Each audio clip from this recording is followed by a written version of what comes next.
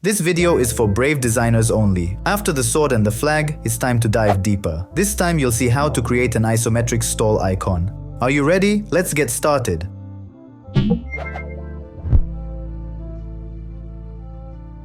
The most important thing is the grid. Select the rectangular grid tool and create a grid according to the following settings. Center it and rotate the grid by 45 degrees. On the horizontal axis, reduce the grid length to 57.75%. This is the exact percentage for creating isometric objects. Change the size as you wish. In the Layers window, lock the grid layer and open a new layer. Excellent. Now, the creative part begins. Select the pen tool and start creating the stall objects. Set the stroke thickness as you wish and start creating. It is important to note that the thickness of the stroke or its color is irrelevant to the final result. It is only so that you can distinguish it from the grid lines. Usually, it is recommended to use a sketch to create complex icons, but in this case, I decided to work freely. To achieve an accurate result, you need to create the points of the pen tool exactly on the points of the grid. Use parallel lines to make the shapes uniform and consistent. Zoom in and zoom out to create the shape you want. Use the direct selection tool to move the points you have created according to the grid. Press Ctrl or Command +Y on your keyboard to view your work in outline mode. With this technique, you can see if your lines and points are in the right place in relation to the grid.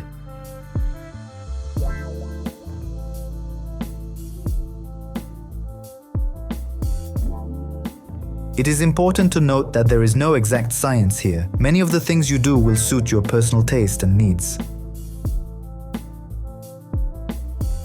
Working on isometric icons is very challenging and requires a lot of skill. Once you master the technique, it will be easy for you to replicate it for other icons. By the way, as you know, I am very invested in the content of this channel. Comment and share. It really helps me spread my knowledge, and I promise you that many more surprises await you. Write to me in the comments what interests you, UI design, animation, or maybe just sharing experiences from life and career. Write and I will try to respond.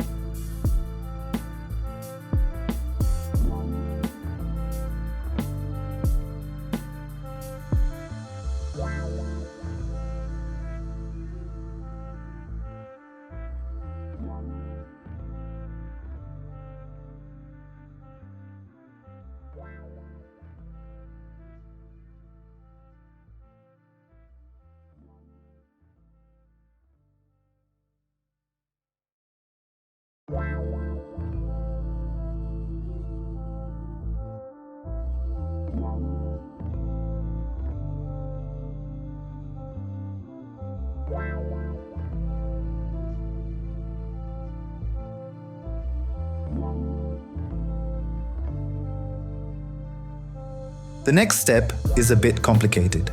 You will not always have to work using parallel lines. In some cases, for example in the case of the fabric of the stall roof, you will have to break the grid and round the lines exactly as I will do in a moment.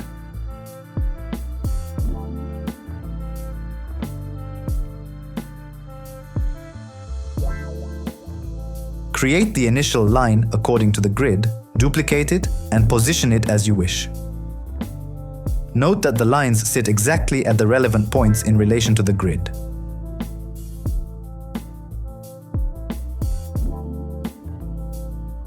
Select the two lines and create a group using the Command or Ctrl+G key combination. Double-click on the group and using the Blend tool, create a combination between the identical points you created, just like I did. As you can see, an additional line has been added between the two lines. Double-click the Blend icon and in the window that opens, select Specified Steps.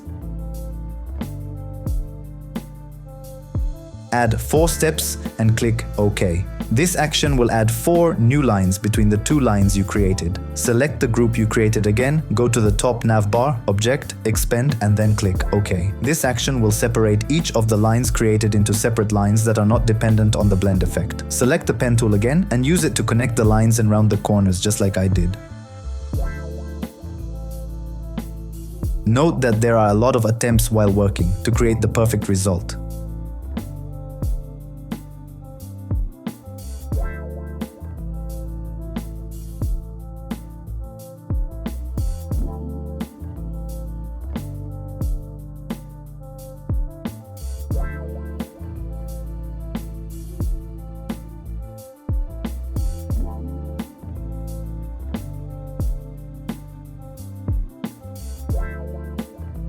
Duplicate the shape you created exactly as I did and align all the duplicates with the Align tool.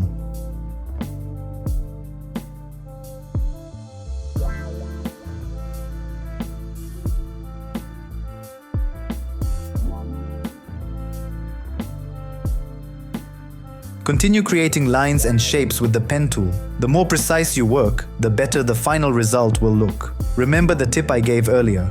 Use a lot of Command or Control plus Y on your keyboard to check your work in outline mode. This is really important.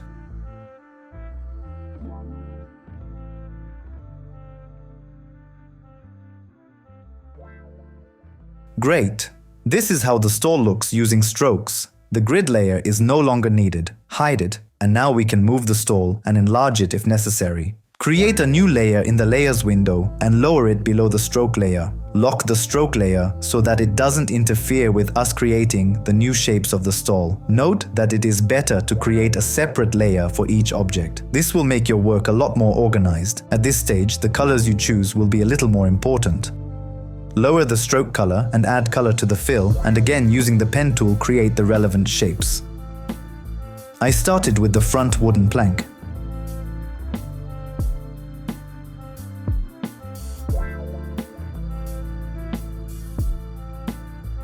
The next step is the stall roof.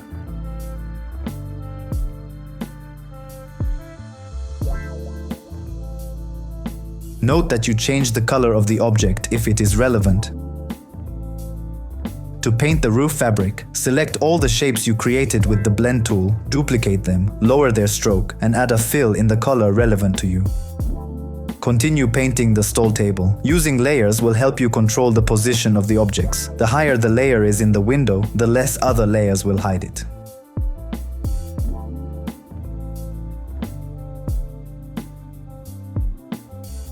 Great! You can hide the stroke layer and correct the result if necessary. I noticed that there was a bit of a problem with the yellow fabric of the roof, so I will make a correction and increase the length of the right side. I will select all the bottom points of each strip of fabric and lower them down.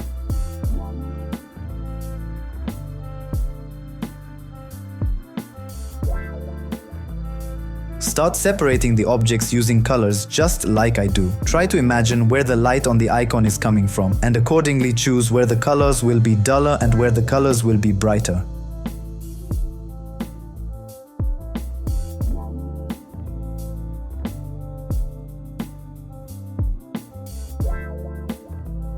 You can always add more objects if you forget. It's just important to always stay on the grid.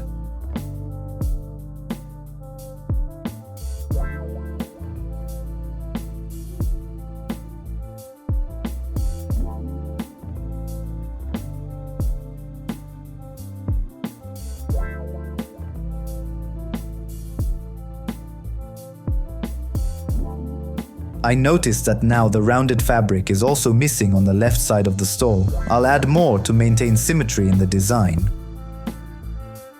I added more objects to the roof fabric to differentiate between the side that receives light and the side that receives less light.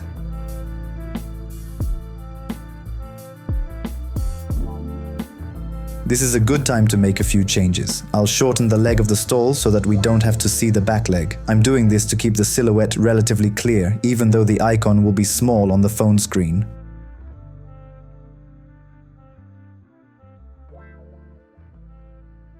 Select the roof fabric strips along with the lighting objects on them and use the divide tool in the Pathfinder window to divide the shapes so that you can edit each shape individually. Now you can change the color manually. Each fabric object can have a custom color. I decided to paint the roof fabric strips with blue and yellow stripes. The lit side will be bright and the dark side will be duller.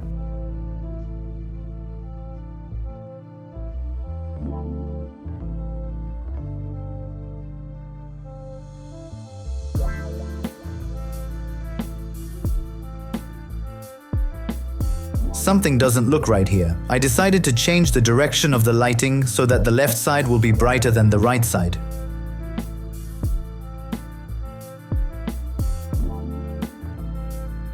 Great. To complete the shape of the icon, we need to add one more small detail. We'll create a new circle and color it brown.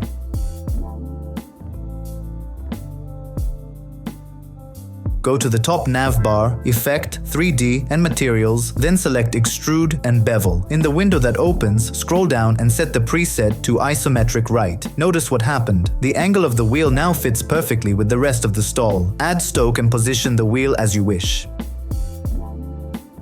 As I mentioned before, in Illustrator the use of effects is always editable. In this case, I decided to thicken the wheel a little. Click on the 3D and Materials effect line in the Appearance window and change the depth as you wish. The wheel also lacks a center point. Let's duplicate the circle we created and reduce it to the appropriate size. Reduce the depth to 0 and change the color as you wish. With the help of Extrude and Bevel, you can create lots of additional objects that will look completely isometric. For example, I decided to add boxes to the stall. Follow the process I did to create boxes yourself.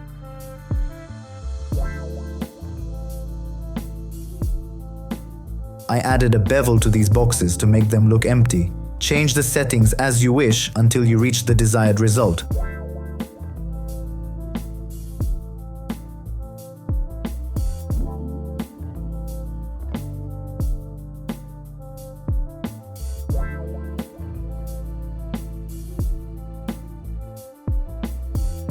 That's it, the hard part is behind us. Now all that's left to do is render the result in Photoshop.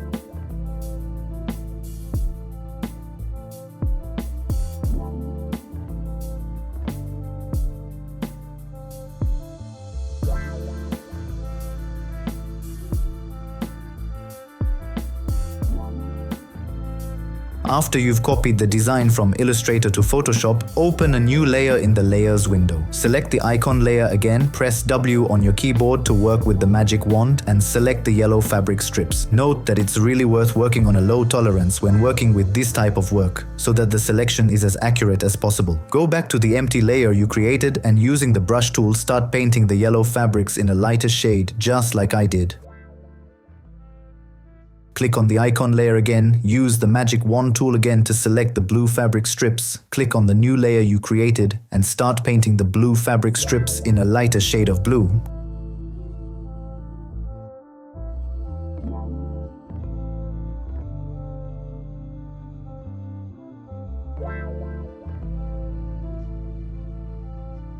Great! Use the polygonal lasso tool to mark the lower points of the roof canvas and use the eraser tool to erase all the highlights from the area you created, just like I did.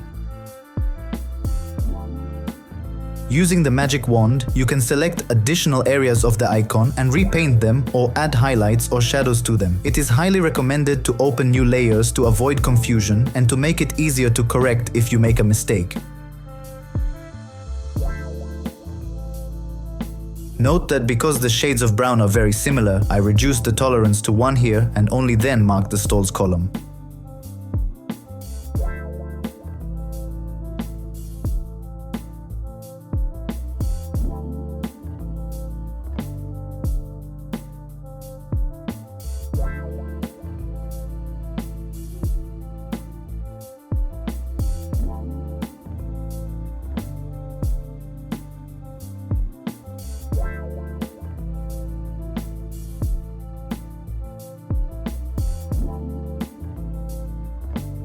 And that's it. This is what the store looks like when finished.